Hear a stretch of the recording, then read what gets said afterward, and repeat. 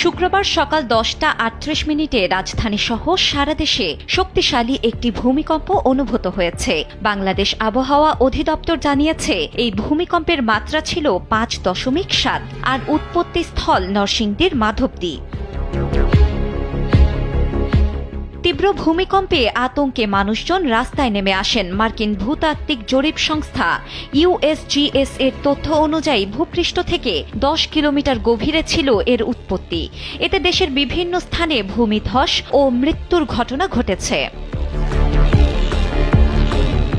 জানা গেছে, রাজধানীর পুরান ঢাকার বংশাল এলাকায় ভূমিকম্পের সময় একটি 5তলা ভবনের অংশ ধসে 3 পথচারী নিহত হয়েছেন। নিহতদের উদ্ধার করে হাসপাতালে নেওয়া হয়েছে।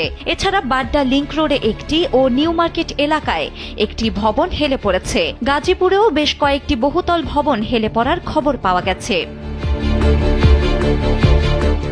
ভূমিকম্প বিশেষজ্ঞ অধ্যাপক হুমায়ুন আখতার বলেন, ভূমিকম্পটিতে যে তীব্র প্রচণ্ড ঝাঁকুনি অনুভূত হয়েছে তা তার অভিজ্ঞতায় বাংলাদেশের প্রেক্ষাপটে এ যাবৎকালের মধ্যে সর্বোচ্চ। শিলা ইসলাম, সময়ের আলো।